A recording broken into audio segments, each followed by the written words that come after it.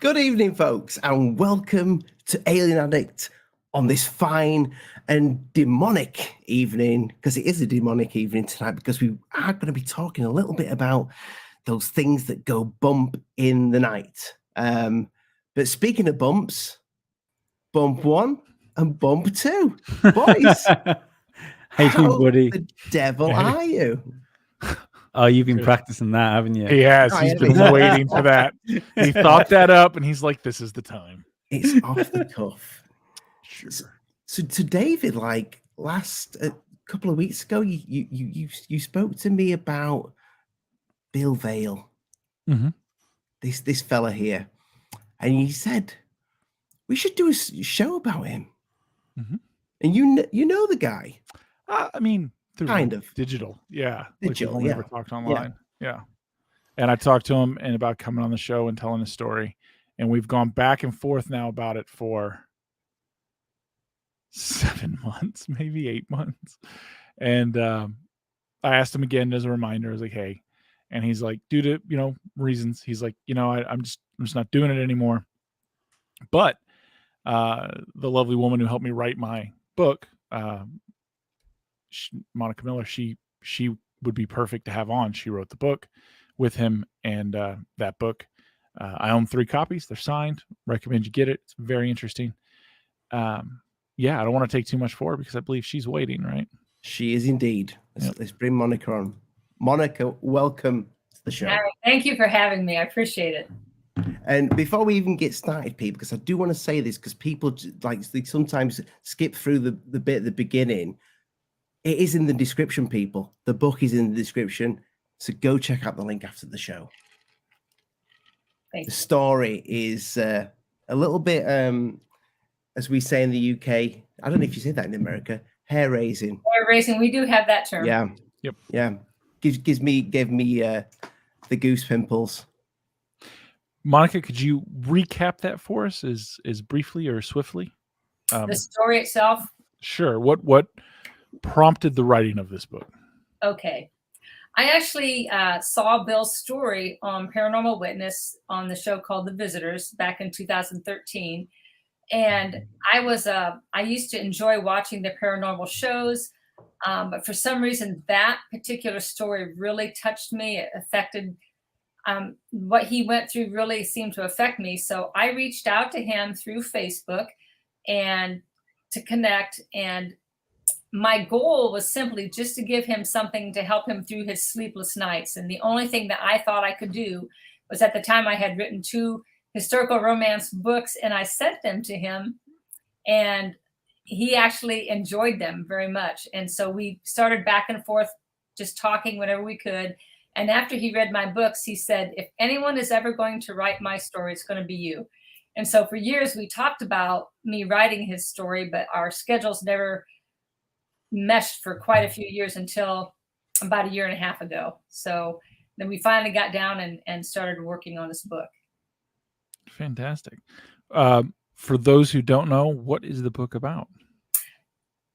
The book is about Bill Vale. He had an infestation of demons in his home, and for years he fought the idea of it. He allowed it to get to such a point where it was actually affecting his health. It was affecting his emotional stability. But once he finally broke down and realized that there is such a thing as paranormal activity, he started to try to fight it. And at first he used anything that came along. He would have, like ghost people would come into his home and observe and get video and things like that. He would have people that would try to do Reiki. He would have all kinds of spiritualists come in, but nothing seemed to work. Everything seemed to make it worse.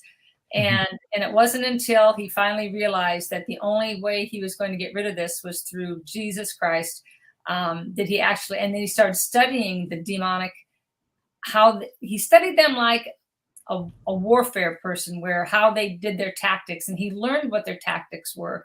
And after he learned it, then he knew how to fight it. And it was a very interesting journey for him. And after he went through this whole process, he actually ended up becoming a demonologist, and he helped other people get rid of their issues as well. He was a NASA engineer before any of this, though. Yes, and I think that's part of the reason why it took him so long. He's a very logical person, very science oriented, and if he couldn't see it, feel it, touch it, he didn't believe in it. And that's why it took him a long time to actually believe in the paranormal. And someone in the chat asked, did he ever move? Because they're referring obviously to the episode. Yeah, he moved. Yes, he did. He moved, and this all happened in Texas, and he moved just a few years ago to Arkansas. Yeah. I follow his updates on his ever-growing rock collectioning and landscaping projects. He's a really nice guy. How long was it going on for? It went on for Because years. I've watched videos on it, and I've seen. But did it happen in 2002? Is that when it first happened? I'm not sure exactly when it all started. I don't even think we made that part of the book, but it was for several years before he made this show. So I bet it went on for, I would have to say 8 to 10 years, maybe. I could be wrong. I thought it was a decade. Yeah, 10 years. It sounds like it was. I knew it was quite a while. And he's a very strong person, and it took that long to wear a person down. Usually people break down much quicker than that, but yeah, he also dealt with actual physical manifestations as well. Yes. Yeah, which is like, if you think about, and I like how they always call it demonic infestations, because I like that it's put in the same category as vermin. Like, you let cockroaches or rats get out of hand without treatment, they just overwhelm. Yes. And he let it go a long time without treatment. You don't nip it in the bud. I've noticed that about most of the stories that I've watched on television. It always starts off low, small, insignificant, and then it builds and builds if you ignore it. And I think because most people have a hard time wrapping their minds around that it does get to that point. And yes, I would, in fact, he says that he still has a little bit of activity here and there, but it's not the evil demonic activity he experienced before. And when we were working together, it kicked up again. He would send me things through email or and they would disappear. We would talk on the phone, and I've never had this experience before, but it sounded as if his voice was very changed. It sounded as if he was a computer talking to me, and that was a little strange. And I thought, okay. So every day I prayed the blood of Jesus over me. I said, my husband even suggested, maybe you shouldn't write this book. But I said, no, I'm not worried about it, but I don't want to be ignorant either. So I would very much be aware of what I was doing and why I was doing it. But I would just pray about it, because I was determined it wasn't going to deter me from finishing it. But yes, there were things that happened that I have never experienced before. I was going to ask that, what peripheral things happen to you? Because typically when you deal in, especially like what he was dealing with was an incredibly advanced case, like truly an infestation. There tends to be like peripheral side effects of people around or people who get involved because they've built such momentum. You know what I mean? I was curious if you experienced any of that writing, just from like the residual momentum that he'd allowed to occur. No, that's good. That's great. Yes, no, I actually had a discussion with him about this, and because Bill had gone through so much, to him this activity is nothing. But he would tell me that like his lights would turn off and on again, and I said, Bill, that's activity. He goes, oh, it's nothing. I thought one thing, and I would be like, of course, I've already blessed my home. I've already done everything I needed to do, but I would be all over it. I would never allow it to get any farther than that.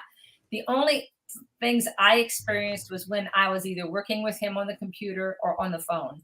So it was an extension, I believe, of talking to Bill or interacting with him. The only other thing that happened to me was before I actually started writing the book, which I can't say for sure was a reason why I got so sick, but there was a possibility that the powers that be knew I was going to write this book and didn't want me to. Monica, without spoiling the book, so to speak, and the story is out there and it's been on documentaries and that. Can you take us through the story, through some of it? Yes, the story.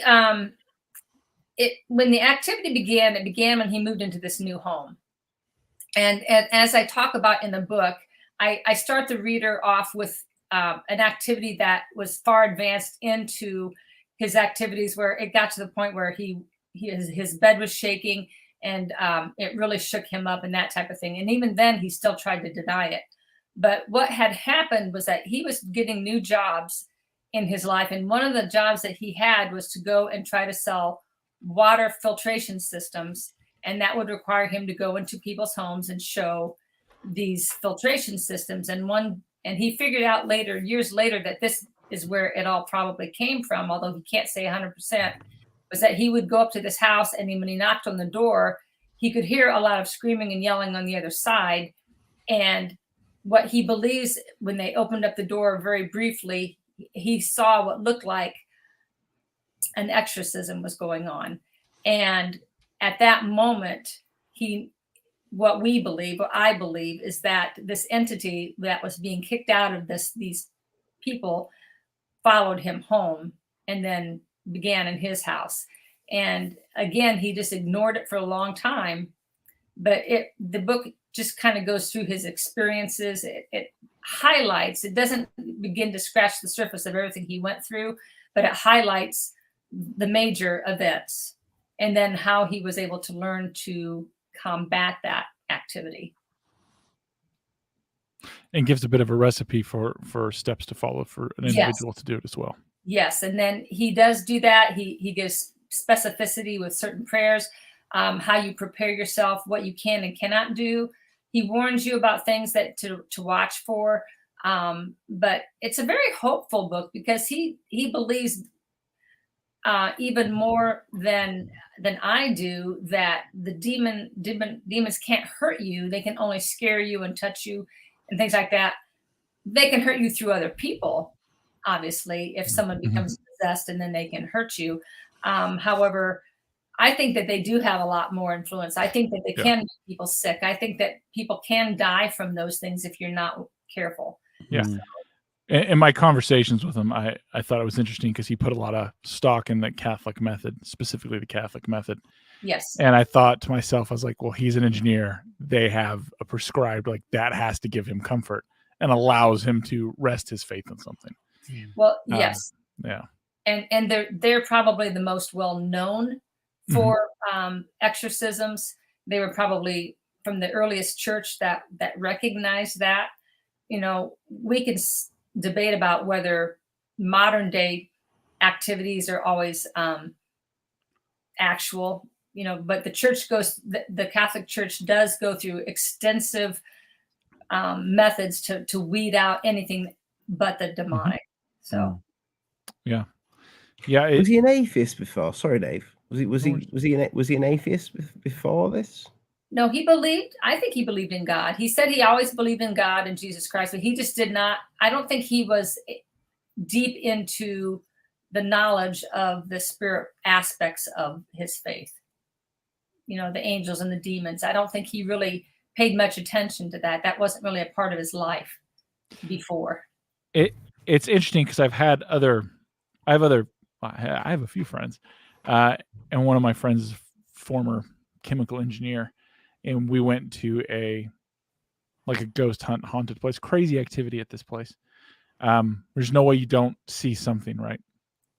And I don't think it's people that are still trapped here or whatever. I don't believe that at all. But I like to see the reactions of people when things that you can't explain. And he had a reaction that was telling, and I think may sort of can be attributed to Bill as well. Again, I don't know Bill personally. I've only ever talked to him through chat and things like that. You know what I mean? But other people who experience this, people who live in a very logical world and tend to ignore most things that don't fit in. You know what I mean? So we were there, and it's a proximity detector. The proximity detector starts going off, and it starts going off in direction to other people's answers. And I can just see like him looking at it, calculating, looking around, investigating. There's no power to this part of the building. There's no nothing. This makes zero sense. And he just turns on his heel and walks down the hallway. And then when we talk about it later tonight, man, that was crazy. I didn't see anything. What? It's denial. You were right there. And he's like, no, it never happened, man. It's denial. Whoa. It's like, well, the other 14 people in the room with you would disagree. And he's like, nah, you guys are just having like a mass hallucination. Nothing was happening. Yes, that's basically how Bill was. If he couldn't explain it, he dismissed it. He just didn't think, he assumed there was some logical explanation, but he just didn't know what it was. And it wasn't until he had excluded everything else. And his defining moment was when that water bottle in the kitchen flew across through the air and hit him in the living room and fell onto the floor, that he finally acknowledged there's no explanation for that except paranormal. Yeah. So Alan Springer says, according to the Bible, Jesus gave man the authority to cast out and away demonic principalities. You can also, there's truth in that as long as you're doing it in his name. It's not your name. And you got to be careful because there's a very good instance in there that a couple guys trying that in JC's name, they got stripped naked and ran through the street. And then the man himself showed up, said only through prayer and fasting. There's different levels. And when you let the infestation go all the way, you're in issues. Like he was having the little gremlins run around in the dark at the corners of visions. Yes. And that's something that's a very common thing.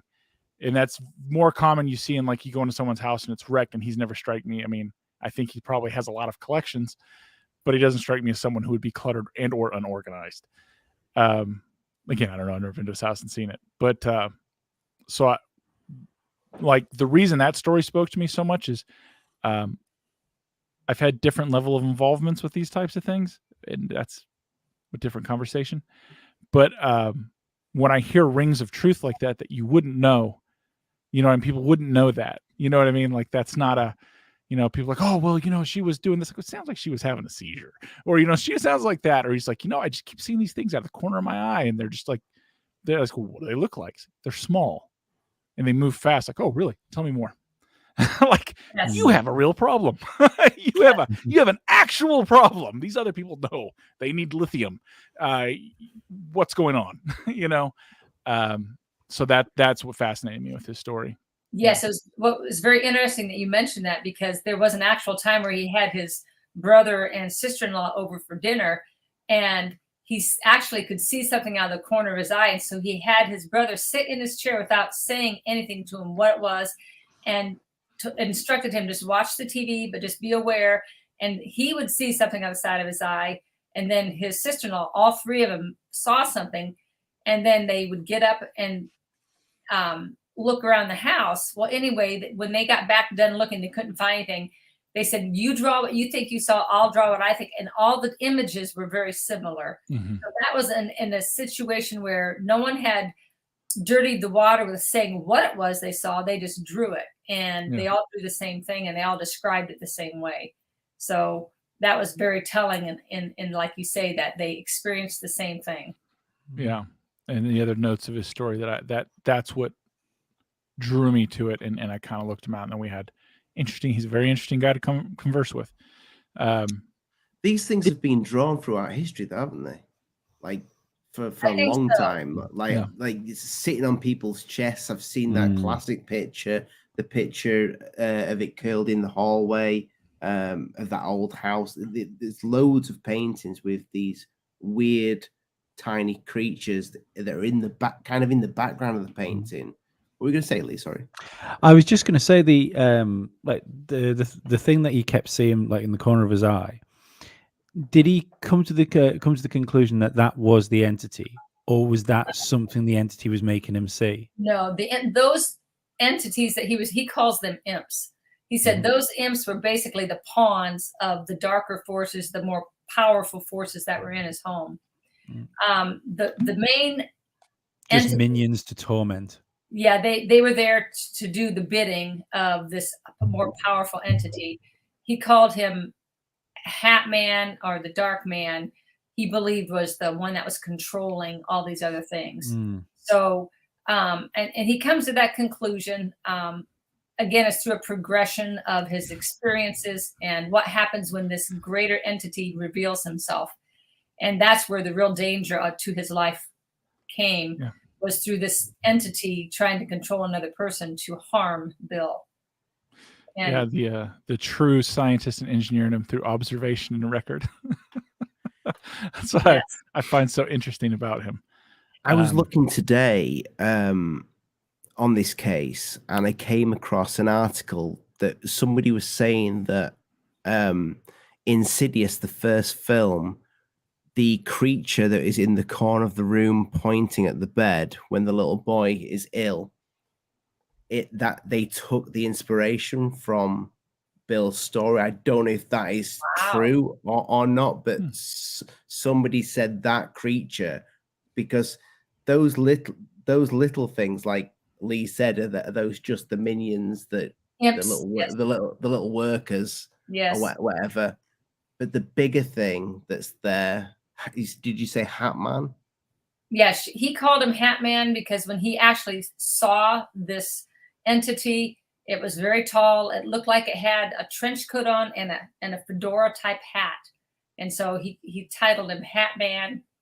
And he actually had an experience with him.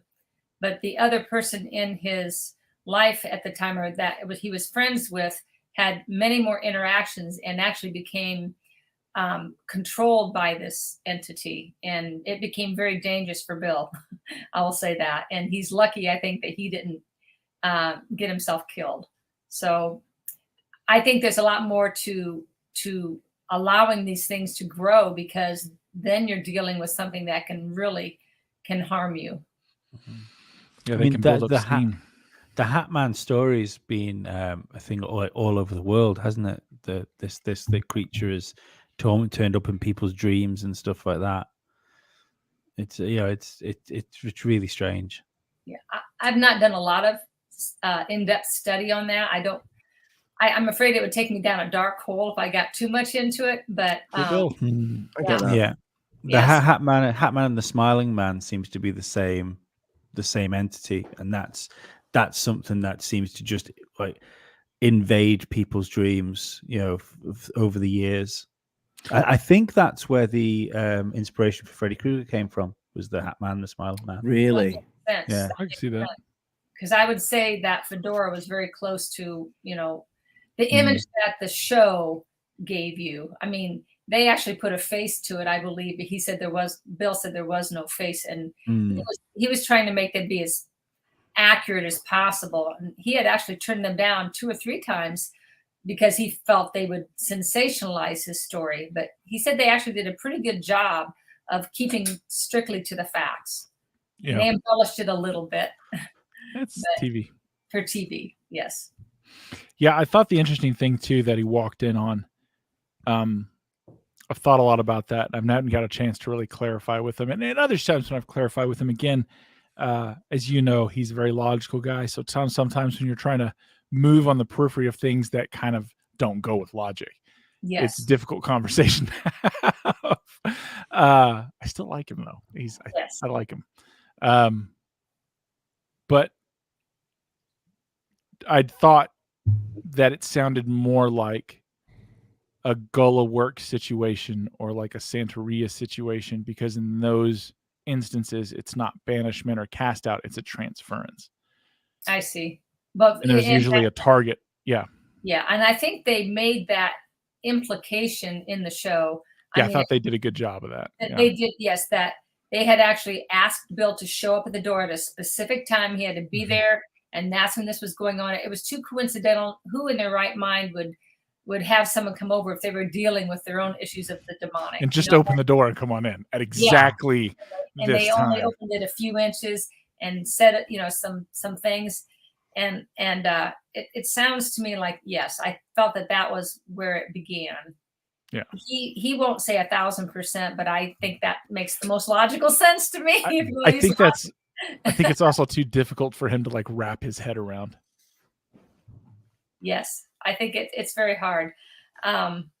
This question here about we have a question. Thank you so much for the super chat, there, my friend.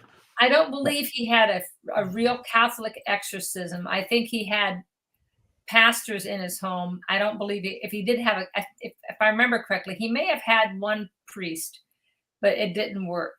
And I think you have to be experienced if you have someone like that come in. There have to be experienced priests that know what they're doing. And Bill's the kind of person that's like, you know what, I'll just do it.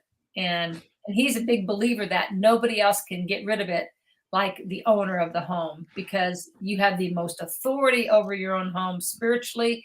And that makes sense because we have authority. Yeah. Yes. I actually agree with him 1,000%. Nobody else can help you. Yes. Nobody. They can only, like, again, it's a different conversation. Yeah, I love that. Thank you. And then the creepy. Yeah, that's dude at the creepy. Yeah. Creepy. Yeah, good old Lamb, always there he's always present on the show. Yeah, so it's when people deal with situations like that, it's they themselves that have to write it. Like, you can bring someone else in, but again, you're just trading on someone else's faith, right? Like, it can back it down, it can move it away. It's only temporary. Because Exactly. sooner or later, it's going to figure out, oh, that person's gone now. Cool. Right. We're going to bring this back. Yeah. Well, it's like the parable in the Bible about the man who cleaned his house. He swept it clean, but the demons came back and brought 7 more. Correct. If you don't fill it with your own faith, if you don't bring in something strong enough to keep them out, they're going to just come back. You see story after story of that on television where they do come back. So there's occult tactics that emphasize that as well, but from an entirely wrong perspective that I don't want to get into on this show. Sure. It's interesting that you brought that up.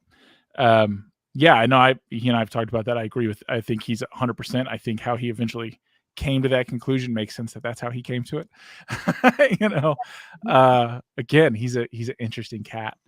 Is he still going on? Is he the still? Activity? Yeah.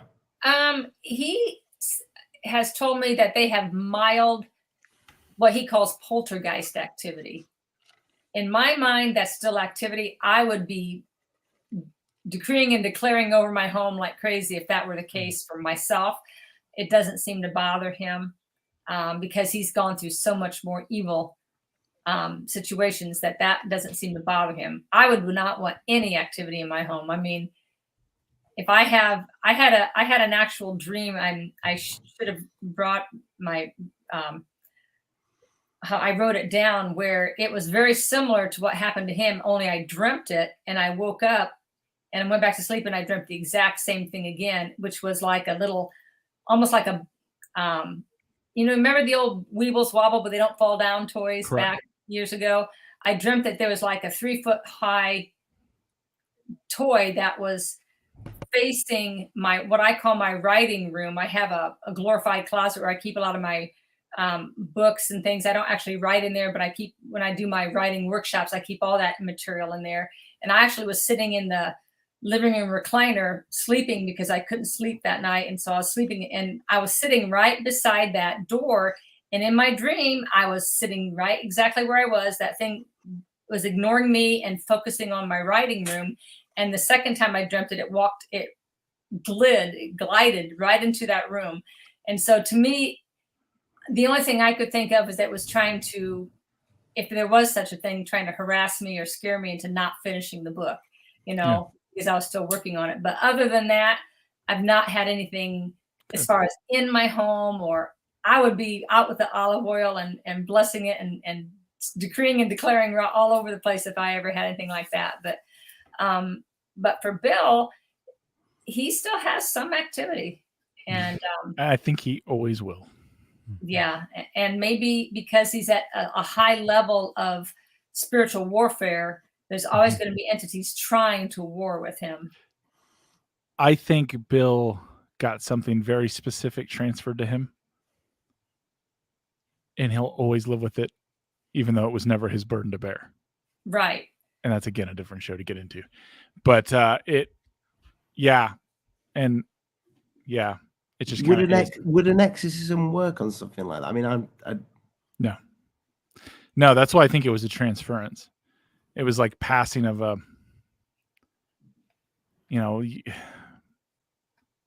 gift onto someone else, and Bill got stuck with it. Maybe like a frequency altering. Yeah, I mean, if that's one way to look at it, I guess. Yeah. So because I wonder with people say, well, like nothing goes on around them. Maybe it's always going on around all of us. Some people do. Yeah, but unless you're one of those beacons that can attract this stuff, then we all just go about our business on different astral realms, whatever you would call it, and neither the two shall meet unless one person can kind of guide it over. Yeah. It reminds me also of Paul in the New Testament, who was being tormented by Satan, and he asked 3 times for God to remove it, and God said, "My grace is sufficient for you." So he had to bear a certain amount of demonic activity around him, but he just had to rely on God to get him through it. And so, in a way, it's possible that Bill is experiencing the same thing. Yeah, my amalgamations, they like I put these things together in different ways, and maybe they're right, maybe they're wrong, whatever. And that's an excellent reference you made. It's an excellent reference. And I think there's a basis, a lot of that, and you hear it, the closer you draw to the holy, the more things get in the way. I think that's true. And I also think some people, for whatever reason, whether it be divine birthright or whatever, they are born to deal with the shit storms that just kind of flutter around. And it is what it is. And that's their lot. You know what I mean? Like that's what it is. This is where you are. And I think there's a chunk of that. And it always made me wonder if that particular lottery winning birthright got stuck onto old Bill somehow through some weird practice. But whatever it is, he's still definitely. And it's also interesting that he being who he is, again, an analytical thinker, a logic man of science, man of fact. He doesn't still work for NASA, does he? No, he's retired. Yeah. Would be going through some of this stuff. It's kind of like my friend that works at NASA. He's had paranormal experiences. And to watch him wrestle with this, like he's done all kinds. He used to work for DARPA. He used to work for various clandestine services, doing smart guy stuff. And you watch him trying to explain these things, and it's just, you can just see it not computing in his head. He's just, I don't know, man. I don't know. I just know that I don't understand everything that's going on, and these don't make sense. So it's interesting. It's interesting. There's a lot out there. Yeah. I also agree that for someone with Bill's personality, that will actually, hopefully, reach a lot more people, because they can connect with that, because they say, yeah, I don't believe in it either. I never, but and walk with him through his struggles of understanding and realizing and acceptance. And then it's almost like it takes an ex-alcoholic to help other alcoholics. Yes. And so he's gone through this, but for the fact that he was who he was, who would listen to him as much as they can, because his background basically says he's not a nut. He's not a Looney Tunes. He's a very highly intelligent man, logical. It's not someone that you would expect to have to deal with this. It's the last person in the world you would expect to believe in this. But because he does, he's going to have a wider audience, and hopefully he'll reach more people, and his tactics of the demonic are effective because God comes through when you pair up with God. Yeah, it's so funny too that before I talked to Bill online, I'd seen his story, and it always, like, again, very few of those things ever stand out to me, because most of them just think, you had some stuff going on, shadows are playing tricks with your mind, or maybe, it's a light haunting activity, grow up, you know what I mean? Move on, ignore it, will go away. It's not, it's just, it is what it is, wants attention. And I was at a paranormal, it was a paranormal help and support group, right? And this gentleman had shown up, and he and I were chatting, and he was an IT like project manager, worked fully remote, whatever. And he lived in Knoxville, and he lived in an apartment. And I didn't know Bill at the time. I'd seen that story though. And I know other things. Anyway, the guy's like telling a story on the side, and it's very much almost like an AA group and I've never been AA, but I don't quit. I'm a professional.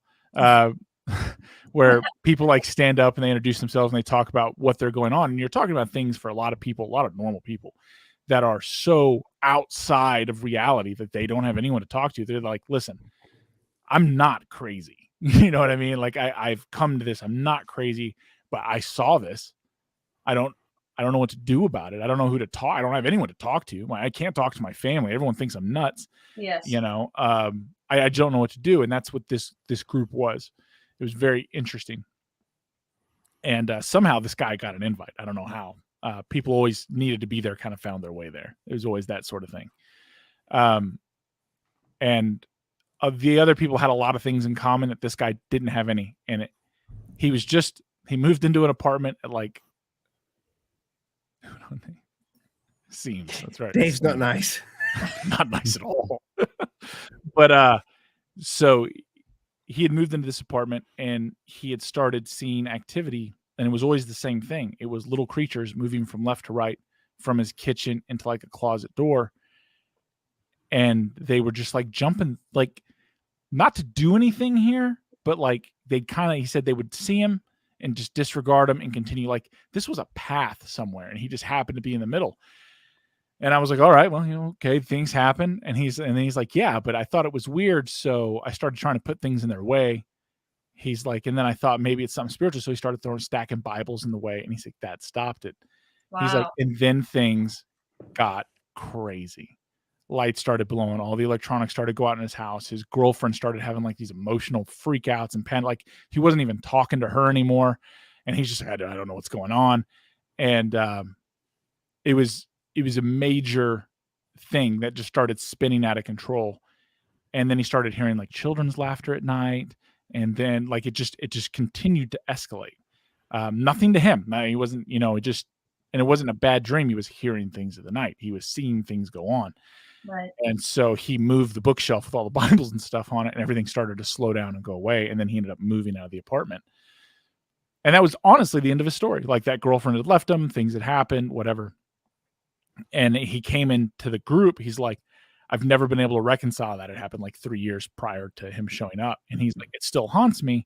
Not that anything continues. It's just, he's like, I have no words. He's like, I can't talk to anyone.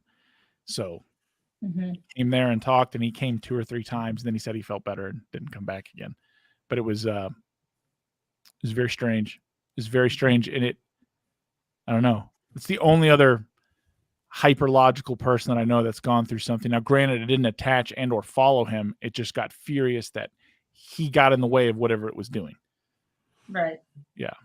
That's American Cosmic just put a decent question up just before, saying, what if you aren't religious? I'd be interested to know what you guys think about that, because I tend to think that there might be more chance of this happening to you if you're not religious.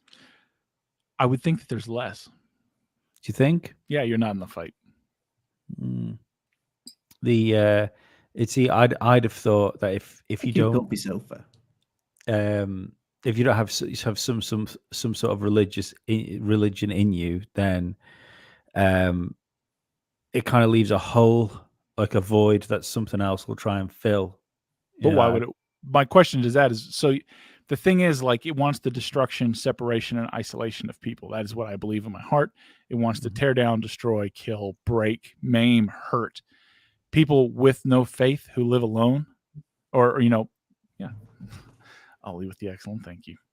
I found that people who do that, in my experience, and again, this is an N of 1, right, are rarely that topic. That's why Bill is such a strange outlier to be such a logical person to have it. Like, he didn't have any prior leanings. Like, that's not, as I understood it in my conversations with him, like, that wasn't he's just living his life. He's doing his thing.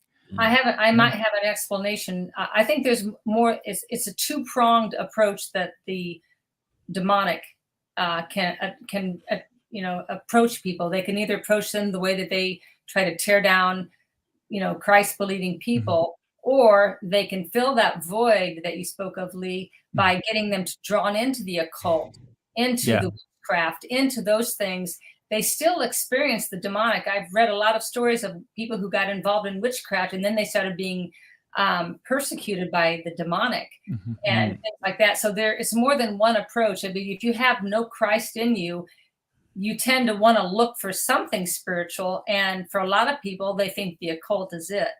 And because it's romanticized, if you look on any TV or movies or anything anymore. I mean, it's being promulgated throughout all of the media. So a lot of young kids are drawn to it. A lot of adults. What I hear in Hollywood, there's a lot of people drawn to that. So he'll get you one way or the other, and it's more of a two-pronged approach, I personally think. Oh yeah, I mean, I don't disagree with that at all. I think that, like, again, but though that's just in my opinion, you're getting in the fight on one side or the other. Yes. I think for a lot of like the hyper scientifics that just kind of, they worship science. Like, that's the thing, is people are like, I don't believe in anything. Everybody believes in something. You just need to be honest about what it is.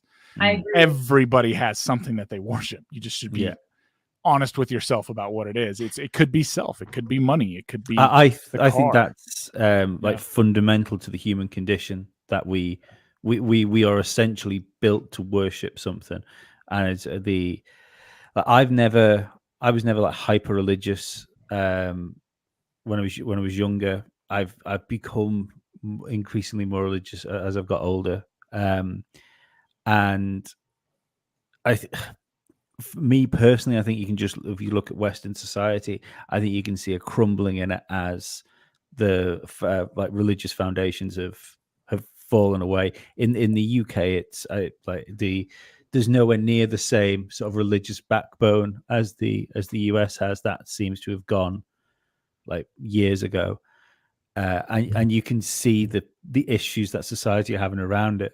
And I think it's more than just the fact that like Christian principles are probably just a reasonably good set of rules to run a civilization around. I think it's a bit deeper than that. But the more and more you see people are, if it's not for celebrity, it's politics. You know, it's a political like side of the political aisle. They'll fill that to make that their own little altar to worship on. But I think it's like some of the arguments we have with identity and stuff like that, I edge on the idea of whether that's something playing with people. Yeah, I think that's an astute observation all the way across there, buddy. And the different people that I've encountered, and Monica, definitely interested to see what you think about this. I found that like at the paranormal help, right? Like that we used to have it. Again, you had to kind of be, well, you didn't kind of had to be, you had to be invited. Like, so you had to find somebody who was already going and get there, right? Like, it's not publicly advertised, because they tried that one time and it ended up being like a freak show of people wanting to hear crazy stories. And then nobody talked. Everybody just kind of walked very much silently on. And it doesn't meet anymore. It stopped when COVID happened and just never restarted.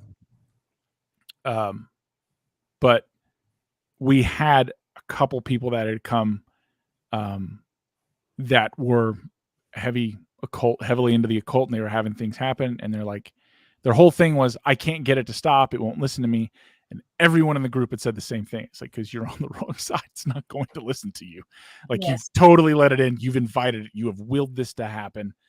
You're going to have to switch teams, find faith, and get real help. And they're like, no, there has to be another way. It's like, this is a room full of people telling you, right, there is no other way. Like, there's people like, well, I'm going to go get me a Native American shaman and some of this and some of that. And noticed how things calm down. And then a month later, you know, all the lights in your house blow out. You're screaming in the middle of the night. You're having terrible dreams. You're not sleeping. You get sick. Everybody else is getting sick. You're fighting with people you shouldn't be fighting with. Things are just falling. Like, it's just wearing you down. It is the ultimate marathon runner. Yes. You know what I mean? It will chase you down.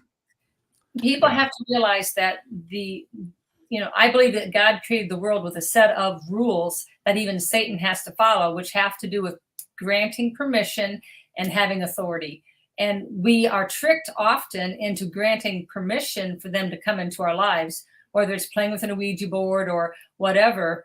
And people don't always realize that when you do certain activities, you are inviting the demonic or the spirit world into your life. And you have the authority to get rid of it, but you have to have the authority of Jesus Christ to get rid of it. You know, we can't do it on our own. We have to do it with a more powerful authority than ourselves. Yeah. I find it really strange, the similarity with the stories of these imps coming into people's homes, people seeing them in the garden, and people seeing them in the corner of their eye, and the story when it comes to us being an alien. Well, started out a UFO alien channel, now it's a bit of everything. Jack of all trades, Master of none. yeah, exactly. The alien grey. When I'm thinking of these creatures, now that's not me saying that this is not demonic possession. This is aliens. That's actually me probably going against the grain of this channel and saying, what if the alien greys are actually the little imp, demonic, whatever creature, little things that people are seeing? Because so many people have reported that image in the top of Dave's corner. So many, yeah, that's it. Look at it, Dave. So many people have seen it all over the world. People have drawn it or drawn things that are similar. Some people are full of shit, but a lot of people, they have that thing in common with this creature that they call an alien, that we could be possibly misjudging it for something completely different. Maybe that's the thing that causes the mischief. But who's the tall man? The Nordics. I would yeah. Go ahead. No, I get what you mean, Ollie. Like, I think there's a chance, and this doesn't necessarily. I'm not necessarily sort of boxing away religion on this, but I think there's a chance that these things have existed like pre-religion, and when we look at wherever these entities are, in like days gone by, we would have looked at them more through folklore and like through religion, which is, you know, we have goblins, fairies, imps, demons, and now like we in this sort of more like atheistic world that we live in, I think the UFO and alien story that just technologizes it. I can't think of a real word for that. Yeah, but it just frames it in a technological like box. So, and the same with aliens. So it's not demons. They're not from like a different dimension or like from a hell dimension. They're coming from a different planet. So we've dragged them into our sphere of technology. Whereas I think these things have just been going on for years, like for thousands of years. And my thoughts have always been about when people see UFOs, like now people tend to see like technological craft. When we pull up like biblical UFOs, you know, like chariots of fire, things like that, I believe that when people saw these things back then, they saw literal chariots on fire in the sky. And that's what was being depicted, because that was the lens that they were seeing through. So they were seeing these things as their own technology in that time. And now, as things have grown on, I mean, even if you just look at the different styles of UFOs that happened, they tend to follow car designs all the way through. And that's not me saying, I don't think people are making these things up because of car design, because that's what the style of car design was at the time. I think we're observing them in that lens because that's the technology we have at the time. There's a phenomenon that they talk about in the brain, that when your brain is always trying to make sense of what it's seeing. And so it will take images of what you know and try to superimpose them on what you're seeing. And that helps make sense to you. So that makes perfect sense. And what you're saying is that the technology that they had back then, they would see what they thought was the closest they could come up to would be a chariot on fire. Now, if you look in Ezekiel, I think it's the first or second chapter, if you read that, it sounds like an alien spaceship. Yep. If you actually read it, and the wheels within wheels, and the feet that just they're like calf's feet that are stiff. So, and those could be landing gear if you wanted to, get into it.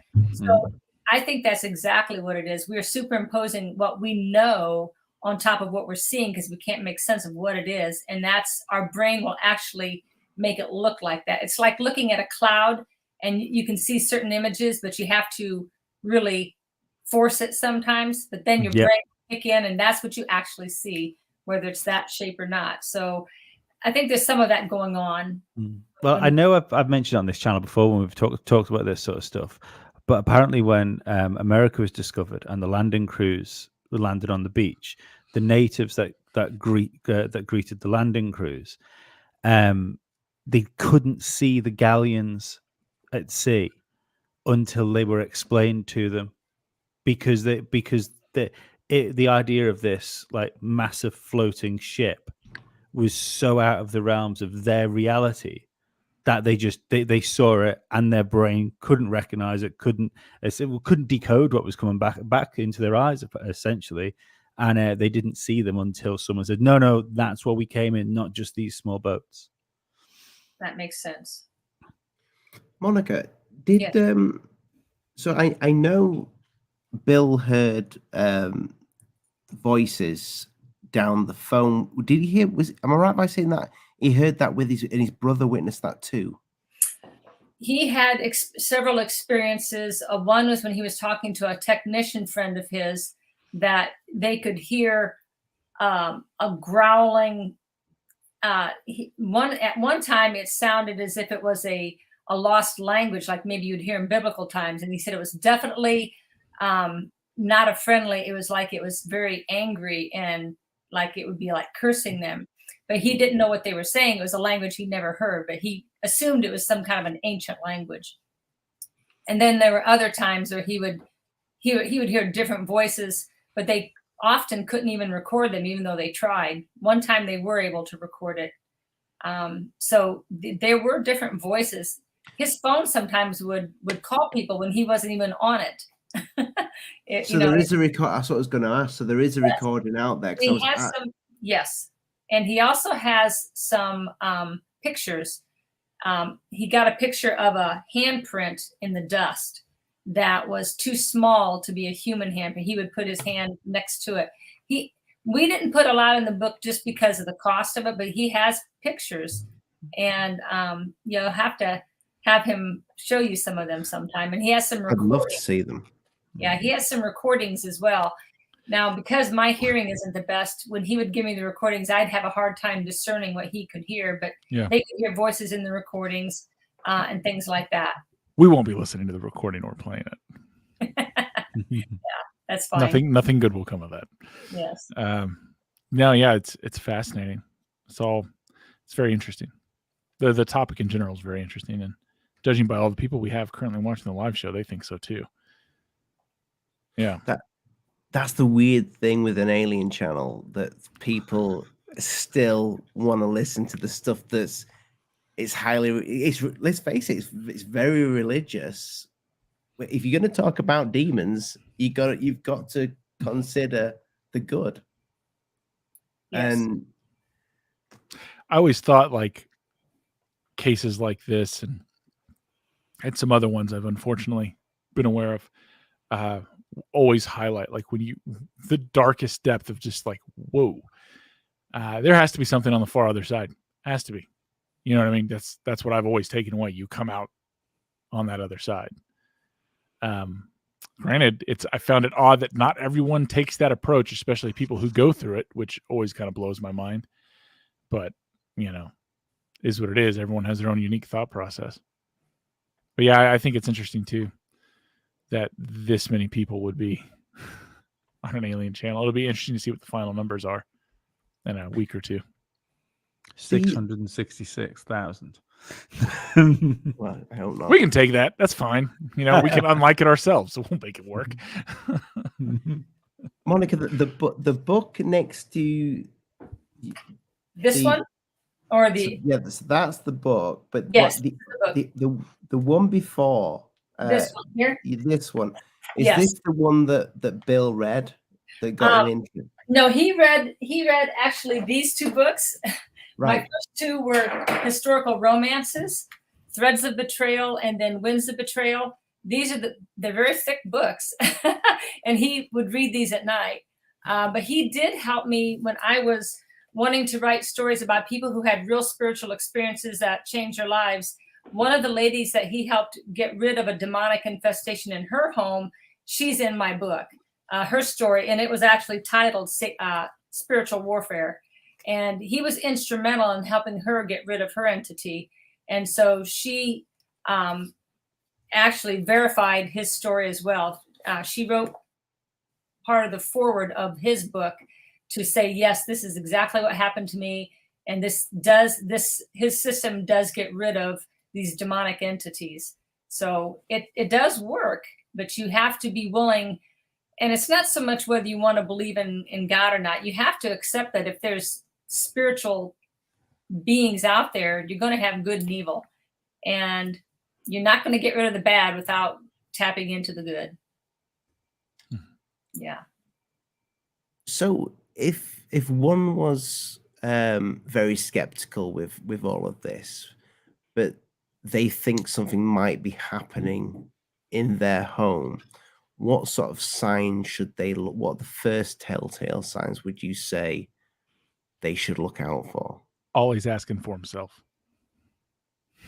Pardon? Said always asking that question for himself. Oh, I see. Oh, Yeah. Well, are you asking like, what would I consider something that's Without seeing the little imps and the big tall man with the hat, and nothing actually moving about. Maybe things going missing from time to time, but what would you say the signs are to look for other than just normal feeling stressed, right? Just because you've got a stressful job or whatever? What would you say the signs are? The biggest thing that I've heard over and over would be knocks on the door or knocks on the wall, odd sounds in different parts of your house. It seems like a lot of it is sound. They make a lot of noise. Yeah, noise. They deal with that for some reason. That's what they start out with. And hearing strange things, or a lot of people will feel something heavy. They say there's a heaviness to their home. To me, that would be a big sign, because usually if there's a presence, it depresses the air somehow.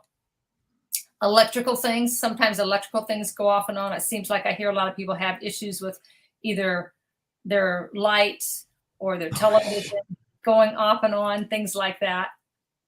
Do you have that going on? I did do when I first met Dave. We did we spoke.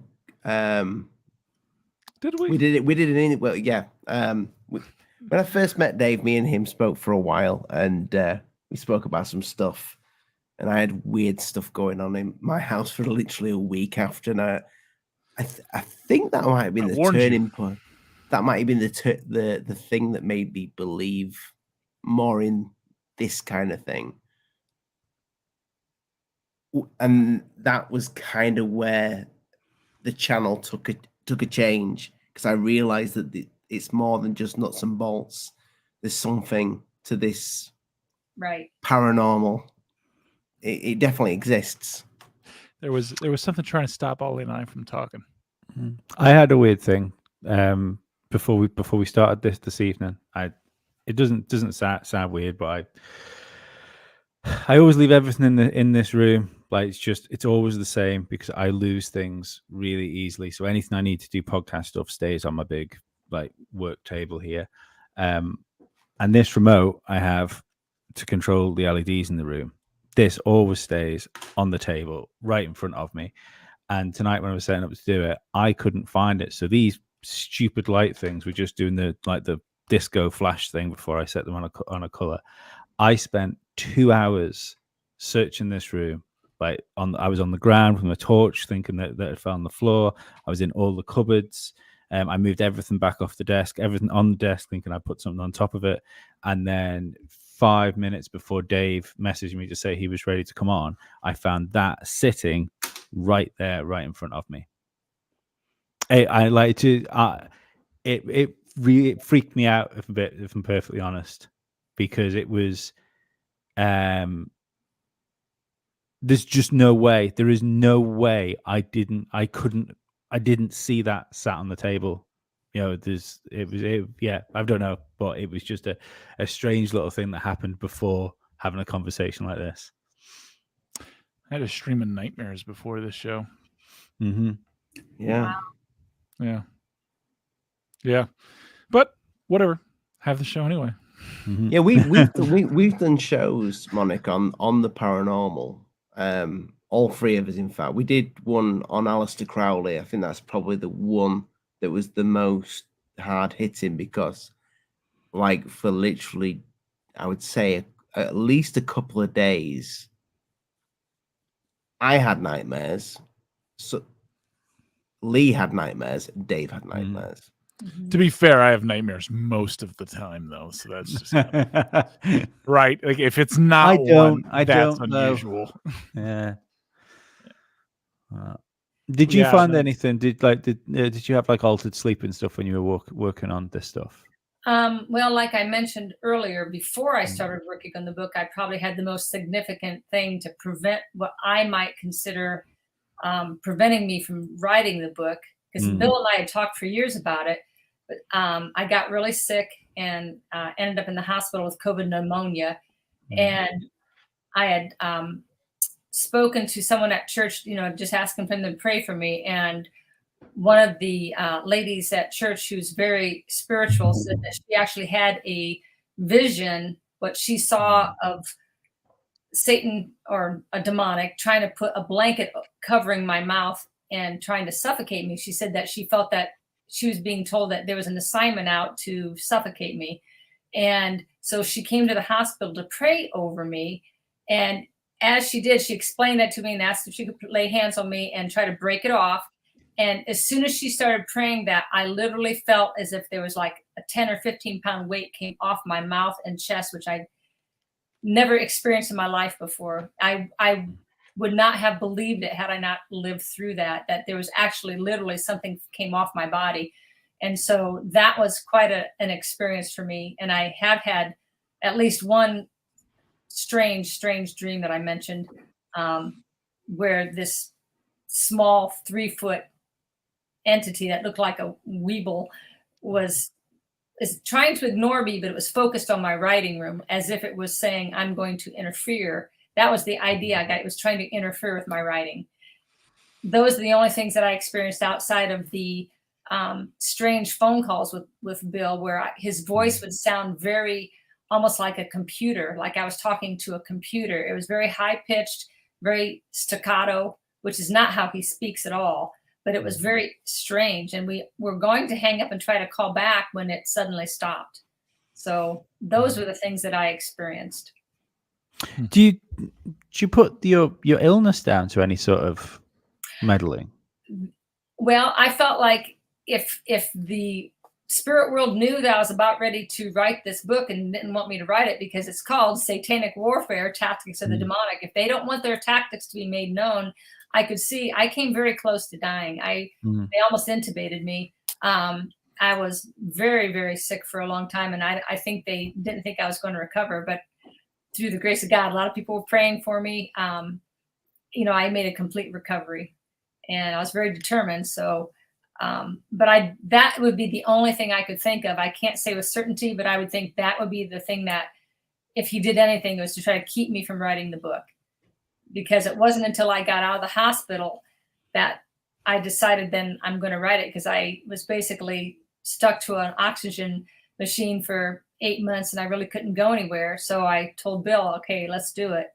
And thinking back, I thought, wow, that may have been the reason. So, are you wanting to do more paranormal books? Is that going to be your thing now, do you think?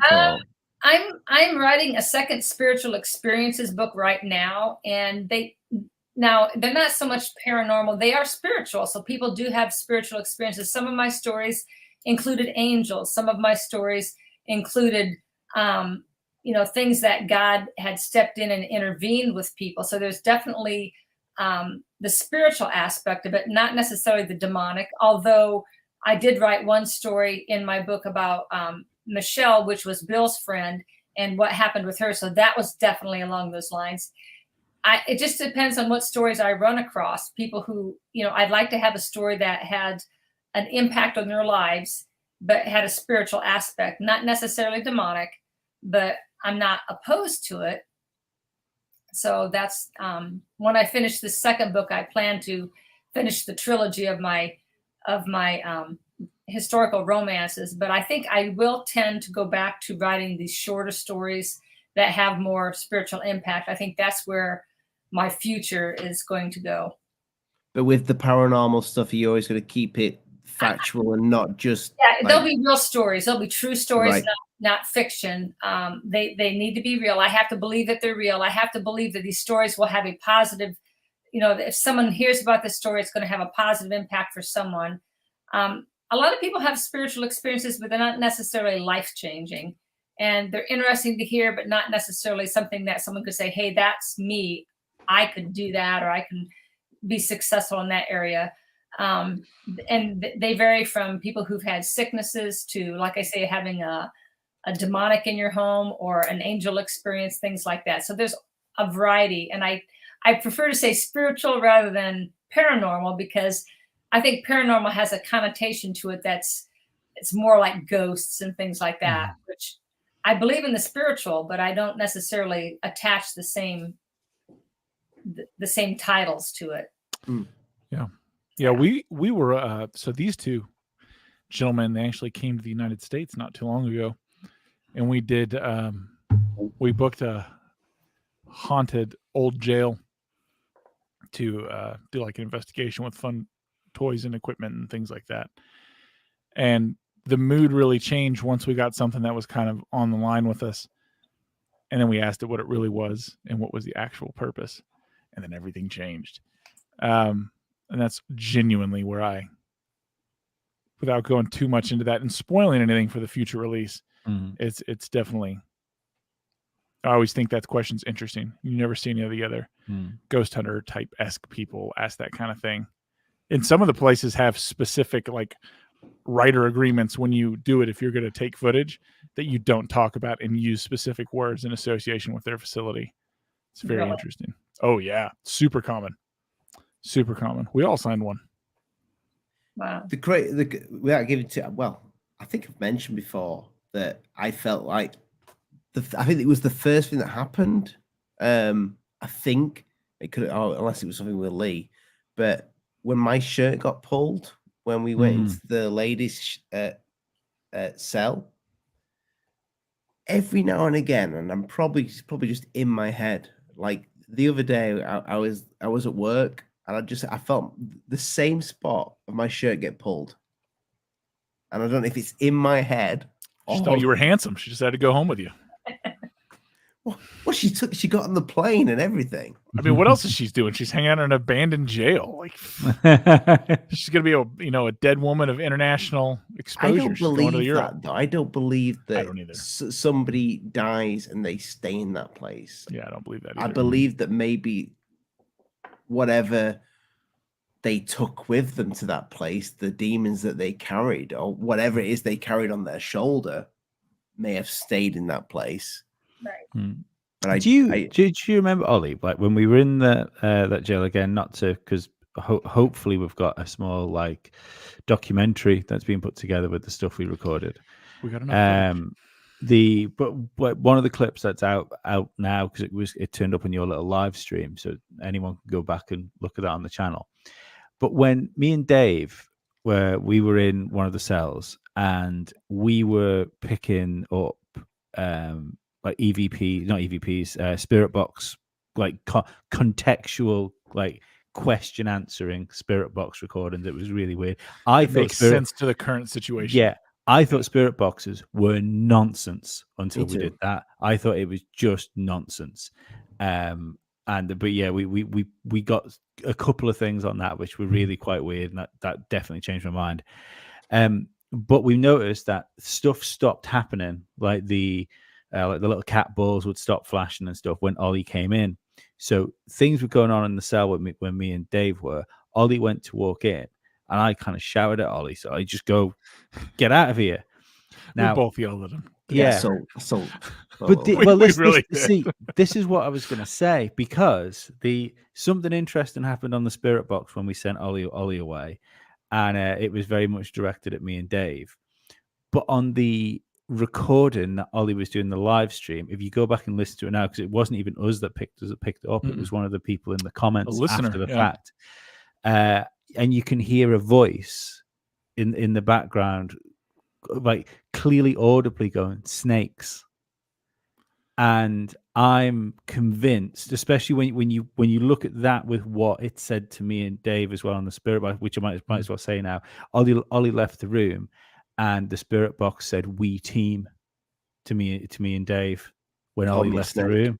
And then, no, I think it was calling us snakes to you. Mm-hmm. And I think whatever was there was trying to sow deceit amongst the three of us. And that's why I was wondering, like when you just said I was a little bit put out by it when we sent you away, I wonder whether it's not necessarily the because obviously that was inaudible to you, the snakes thing. I wonder whether that was less of a like a single word being said and more of an emotion that was being fed into you. Yeah. I did feel an emotion of like we did yell at you. yeah. I did. I felt an emotion of like, oh, I'm not welcome to the party here. I'll go back in the other cell. Monica, have you ever gone on a hunt or anything like that? No, I have not. I don't think that. I think I once or twice tried to be hypnotized. I can't seem to be hypnotized, so I must have some resistance to that level. I know I've always been a very strong spiritual person. I believe very strongly in God. I pray all the time. So maybe I'm unreachable at a certain level. But no, and I don't think I'd want to bring anything home with me. Don't want to go into the temp. I've heard so many stories of people doing that and then bringing something home back into their home. And I'd like to view it from a distance, not get my hands and feet dirty. I get it. And that does happen. People do. Like Ollie's new girlfriend he brought with him. I think that has to be a thing, doesn't it? If we're to think that this stuff goes on all around us, with what I was saying before, if that's true, then there has to be some sort of natural inbuilt immunity in people to this stuff. Like people say, you have to open yourself up for it to happen. I think there must be some sort of natural wall that everybody has, and maybe that's where Dave is right before, that if you're not religious and you're not in it, it really can't get to you because you're just not paying enough attention to it. You're not getting permission to come in. Yeah. From what I've found from being in this particular side of things for longer than I'd care to admit, is that some people I don't know if it's a bloodline thing or a genetic thing or a head injury thing. There's something in them that's tuned differently, and they're a magnet. Whether they want to be, whether they don't, these things are going to happen. These people are going to wander into their lives, bizarrety and tangles. It's just, you just kind of look at them and like, there's no way in 1,000 years all of these things would coincidence into one. But yet these people just kind of walk through. And, for them, that's just a burden it's bared for whatever it is, whatever that is. And I think, Monica, you're 100% on. I think for most people, it's probably best to watch it on TV and not go do it. And even then, like, I've done enough events that I've noticed certain people who go to these different places some people will act almost as a battery, and activity at these places skyrocket. It's not that they're into the occult. It's not that they're anything. It's whatever it is about them, whether it's they're on the right, frequency, bro, or wavelength, right, or spiritual, whatever, or whatever that genetic antenna that is plugged into them is. They act as a battery to the rest of the building. And you'll see them like, so in Tennessee, where I live, we have several big sites you can go do that. And they have like public, ghost hunts and things like that if you want to go do it. And you'll occasionally get someone like that walks through, and they'll, that person will start interacting in some way. Maybe they never have before in their life. And all of a sudden activity all over the building goes wild. Like you just put a fresh set of batteries in and this place is humming. And you see this one person and they're like, this may be the first event of the night. And they're like, I need to go sit down. I feel extremely tired. I need to leave this place. And then as they leave, activity stops. It's very interesting. It's very interesting. You reminded me that I actually did do one of those years ago in Tennessee, in Nashville. They had a ghost walk. I didn't see anything. And again, I think I have a barrier, like you say, but just like people who tend to be like, say, empaths, they have a natural tendency to absorb other people's emotions, or they can feel other people's. It's probably something to do with frequencies. I don't really know. I know I used to watch the Ghost Hunters years and years ago, where they had cameras that were like infrared, and certain people would give off certain, almost like an aura or a color, and it would like actually glow. Yeah. So there's something that we're not understanding. I don't know enough about science, but I'm sure there's things that just like they say that your thoughts, positivity can affect you when you speak positive, speaking curses or speaking life or death over yourself. It's all things that we may not understand, but it's all spiritual.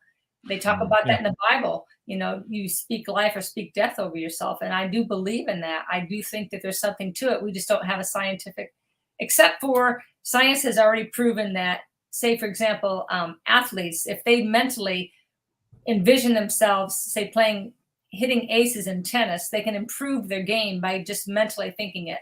So there's something to it. We just haven't figured it all out.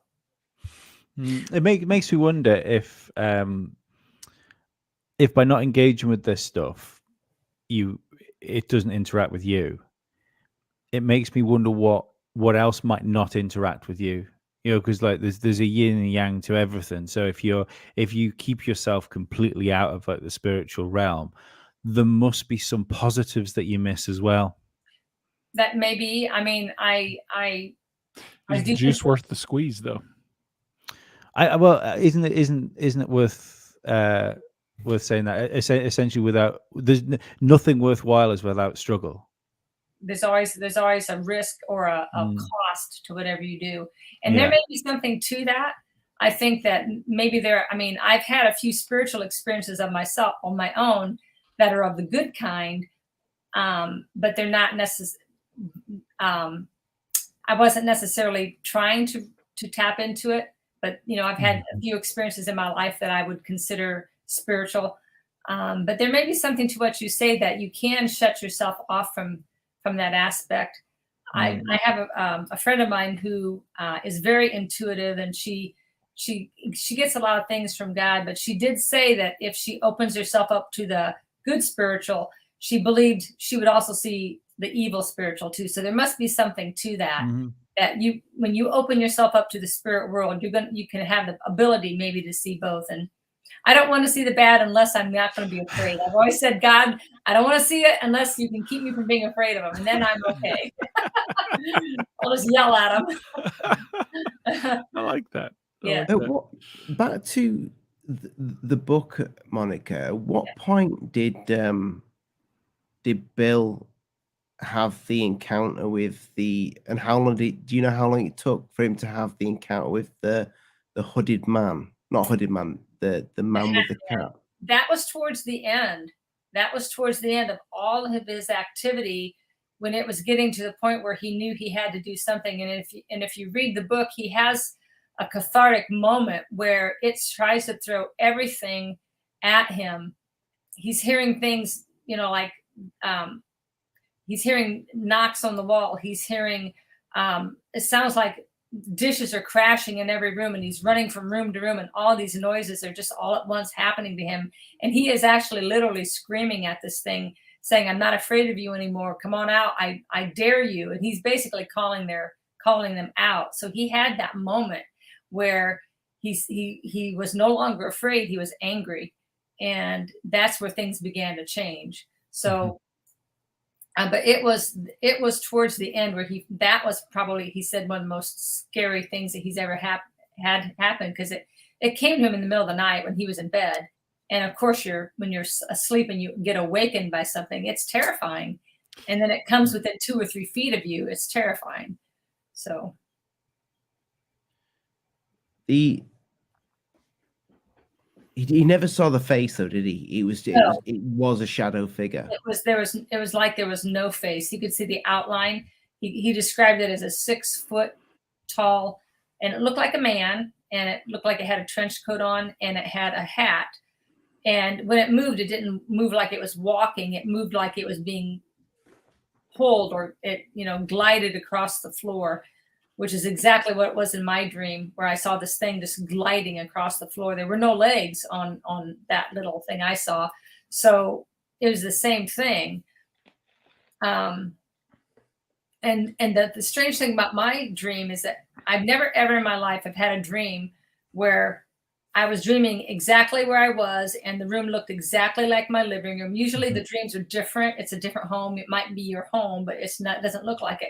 The furniture was exactly the same. I was sitting in the chair looking at this thing in my living room. I've never in my life experienced that before. And I had 2 dreams, one after the other, at 3 o'clock in the morning, which is the worst time, they say, or when the most activity occurs is at 3 o'clock in the morning.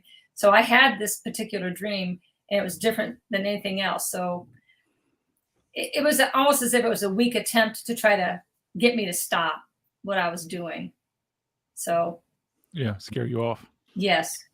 Had you got to the point in the book where you were writing about the tall man with the hat?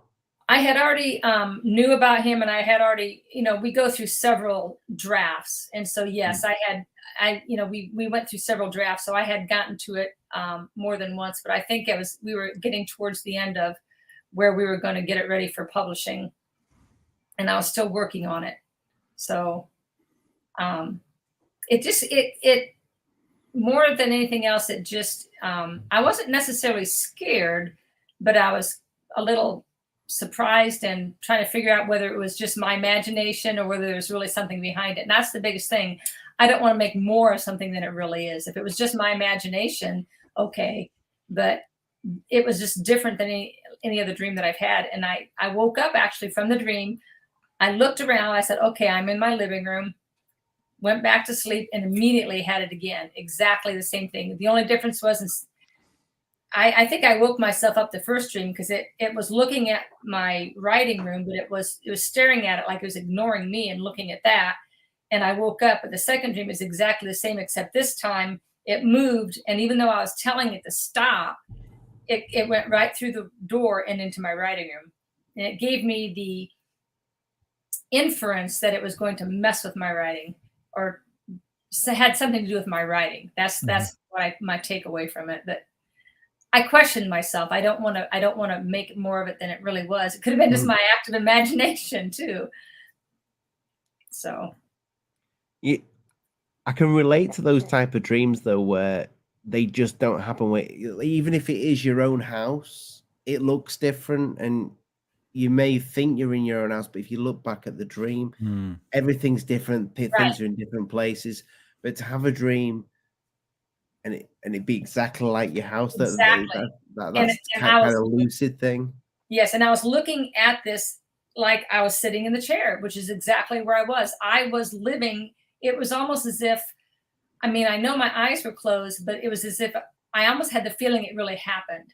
But I hated to put that label on it, but it really felt that way at the time, that it really happened. And I talked to a couple people about it, and they actually thought that it could have been, some influence trying to deter me. That's exactly what it sounds like. Yeah, I really thought that it probably was. Same things with possibly me being so sick. I'm usually a very healthy person. I'm a runner. I lift weights, and I never have gotten. Since I was 14, I got pneumonia, but it almost killed me then too. So I guess I can't handle pneumonia. But when I got it again, it just nearly got me. So I can't do pneumonia. I won't let that happen again. There you go. Yes.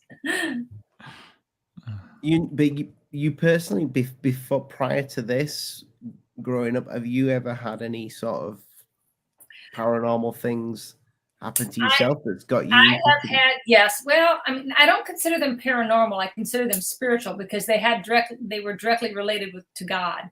I had a supernatural experience when I was really a small child. It was just a very small thing, but looking back, I know that it wasn't normal. I was maybe 4 or 5 years old, outside playing by myself, and I wanted to give, it sounds silly, but I wanted to give God a gift. I wanted to give him these flowers I picked, and I didn't know how to do it. So I buried them. And the minute I did that, I had this huge sensation of warmth and love just flood my body and being. And I can remember standing there looking up and with my eyes closed, just feeling this sensation come over me. I didn't understand it. I just kind of, enjoyed it. But looking back, it's like, that's really strange. And then I've had a couple other situations in my life where things seemed like intervened. I was in a very serious car accident where this was several years ago. I think it was 1986. I was traveling in the middle of an ice storm, foolishly, on bald tires, trying to get back home. And I was speeding, going 70 miles an hour. And in Virginia, they have these long, I'm going to say, like, you're going through the mountains, and it's like, they cut the road through the mountain. And when you come out, you're coming out almost on another weather pattern. And there's this huge long bridge, and it was all iced up. And I started fishtailing. And of course, I tried to stop. I couldn't. And I knew I was going to hit. And so I kind of, you know how they talk about things slowing down, and everything slowed way down. And I said to myself, I don't want to see myself die. So I closed my eyes. But right before I hit on the one side that I was going to the left, my car hit, I felt hands on my shoulders pressing me into the seat very hard, even though I had a seatbelt on. And I remember thinking, I can feel my bottom pressed into the car seat. And when I hit, I hit 70 miles an hour. and I didn't move. And then when I opened up my eyes, my car was spinning, and then I hit on the other side of the road. And I literally, the next day, my car split in half. I had hit off 4 corners of the car, and I had broken the steering because my tires were wobbling like this. And in order for me to get off this, because a semi almost hit me, he had to go around me to avoid hitting me. And so I was along the berm of this bridge. It was one of those really long ones. And so every time I hit one of those cracks, I was probably going 5 miles an hour because my tires were wobbling. It would throw me back into traffic. So I just, as soon as I could, I got off on the first exit. And there was a salt and sand guy behind me, and he called the cops for me. But that was another experience that I had that literally, I felt like I was saved, because I should have probably gone through the windshield as fast as I was going. So Just things like that. I've had a few, I consider them spiritual experiences. A couple times when I was praying, I heard the audible voice of God talk to me when I was really asking him for answers. So things like that, but nothing very demonic until I started working with Bill. Then it got a little turned on me.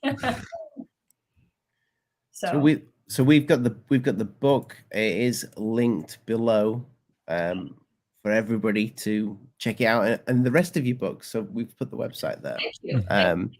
But you also do is it glasses? I was an optician for 30 years. Yes. And I created an optical tool for opticians to use to prevent them from accidentally stabbing themselves with sharp tools or damaging the glasses they're working on.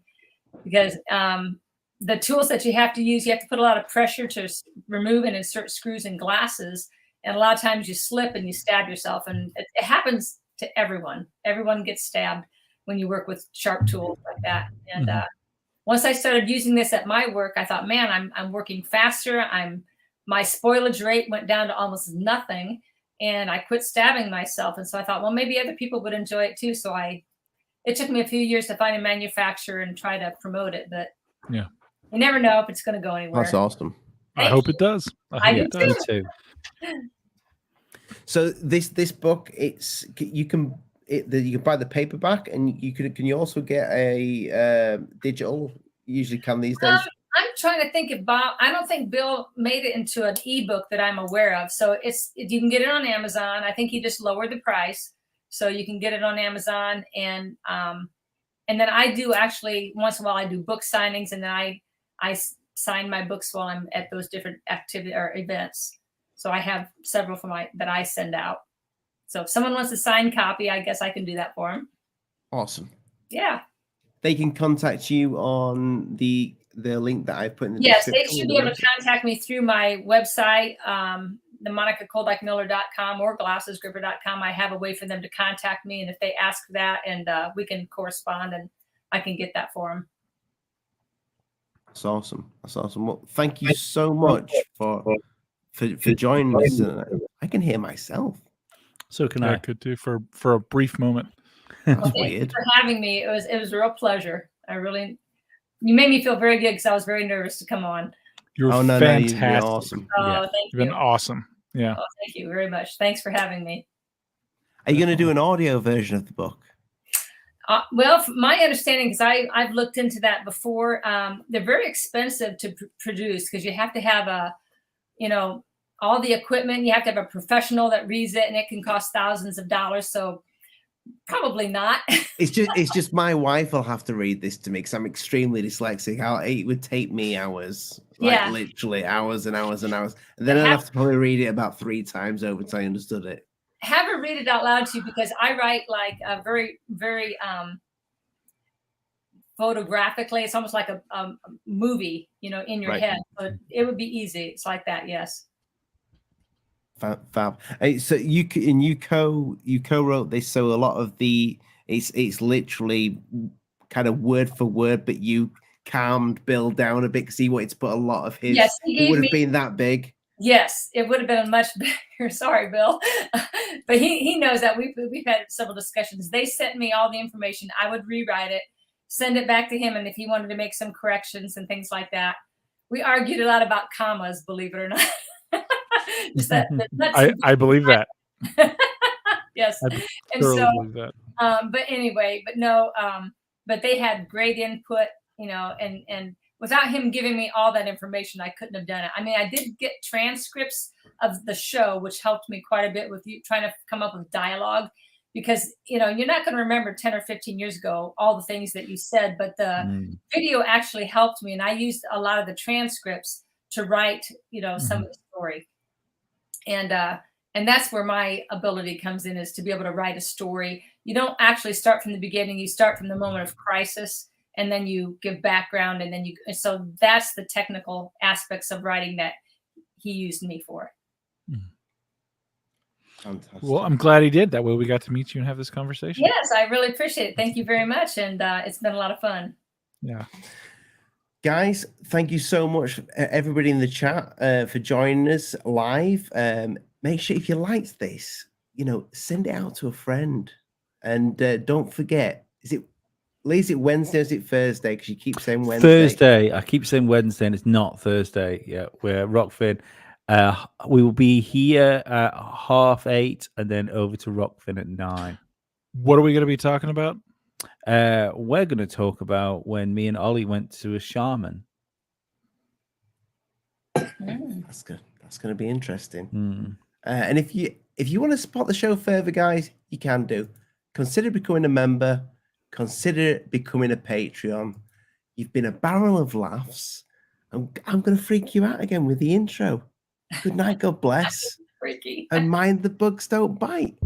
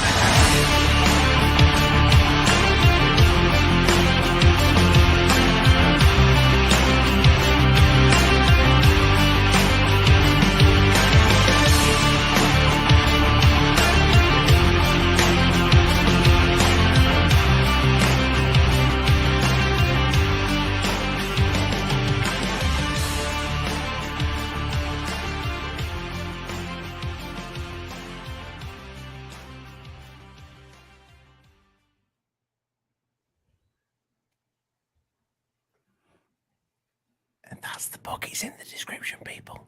Go buy the book. Go buy the book. Ollie, bring the first picture up again, like the thumbnail. Or the thumbnail. Yeah, just bring the thumbnail up, Ollie. You know he's illiterate. He doesn't know what you're talking about. Right. I'm not being funny, but you can kind of see his dong. Oh yeah, it was meant to be a tail. AI did that. I got AI to create it. Oh, so you had a demon make a demon. Good Yeah, move. Good Great move. move. Solid move there, Ollie. I didn't realize. I thought it I looked can't believe like we a let tail. you do anything. Yeah.